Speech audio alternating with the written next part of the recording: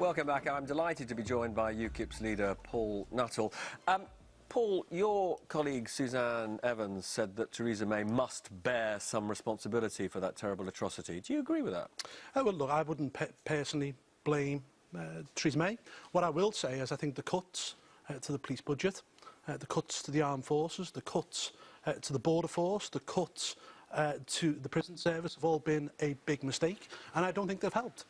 But, I mean, you've called for a massive increase, I think, in the numbers of police and security services. You're supposed to be, though, a party that believes in freedom. It sounds like you want a police state. Well, actually, we're only going back to where we were in 2009. There's been 20,000 police officers cut since then, and what we want to do is to put another 20,000 back on the streets, because, you know, if people in communities are going to talk about things which are going wrong, or if they have suspicions about people, they're more likely to air those suspicions with the local Bobby on the beat who they already know. I mean, you talk about a failure in your manifesto to integrate Muslims, but how can you expect the Muslim community to feel more enthusiastic about integrating if you say things like ban the burqa and then come up with a sort of spurious public health reason? Like, you know, it's going to be good for their bit of... I mean, hang on, do you know what? There is a myriad of medical research which shows that if you don't show your face or the rest of your body to the sun, there will be vitamin D deficiencies. But however, that's not why you want to ban No, but that's peripheral. What we're talking about is banning face coverings. So whether that's the niqab or the burqa, or indeed people turning up at an EDL protest or an EDL march or something like that, you've just got to be prepared to show your face, because the security reasons here, because whether we like it or not, we're the most watched people in the world. There's more CCTV per head in this country than anywhere else on the planet, and for CCTV to be effective, you need to see people's faces. But then, surely, you should be banned from wearing any kind of a mask in public, whatever your ethnicity or background. Yeah, so why aren't you saying all masks should be banned? I have. I've just said it now. In your manifesto, though, you're singling out Muslims. I would ban face coverings in public, just as they've done in France, just as they've done in Bulgaria, just as they've done in Belgium. So at carnivals, for example, people should be able to wear masks at carnivals? No, there's special dispensations for carnivals and things like that, but if it's a protest or a march, whether that's the far right or a balaclava in winter. How many people have you seen wearing a balaclava on British streets in the winter? I've never seen it in my life. Well, if you've never seen it, then ban it.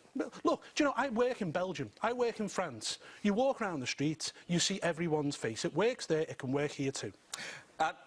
Now, you want to reduce immigration to zero on a net basis. You've got a one-in, one-out policy.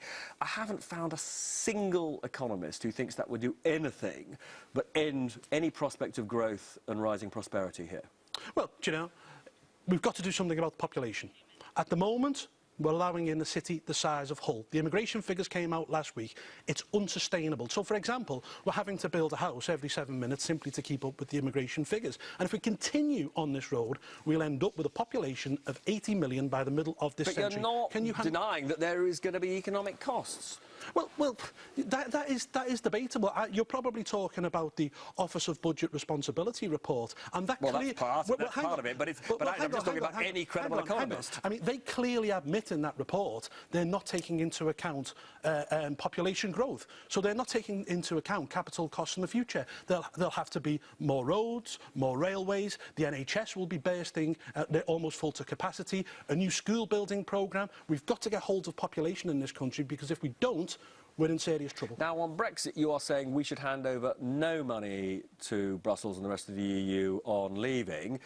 There's absolutely no chance, therefore, of a free trade deal with the rest of the European Union on that basis. I mean, which is, again, another example of economic self-harm. Well, we don't know that, do we? I mean, firstly, in terms of the divorce bill, we've paid in membership fee alone net, 183 billion since the beginning of the 70s. And as for a free trade deal, look, in many ways, the EU needs us more than we need it. There's a huge trading deficit.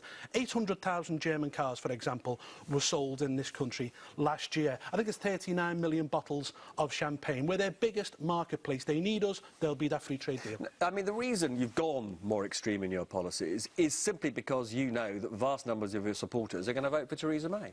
Well, it's easy at the moment because Theresa May is able to talk the talk without having to walk the walk. Walking the walk, if she's elected as Prime Minister, will begin later in June. And I fear that she'll begin to barter things away. I think fisheries could go. Again, I think that there will be a deal over the divorce bill. I think there may be a deal over freedom of movement, and that isn't what people voted for on June the 23rd last year. If people want to keep this Brexit clean, you go out and you vote for the real deal, and that's UKIP. Very nice to see you, Paul Nuttall. We'll pick up with you again, I'm sure, in the future.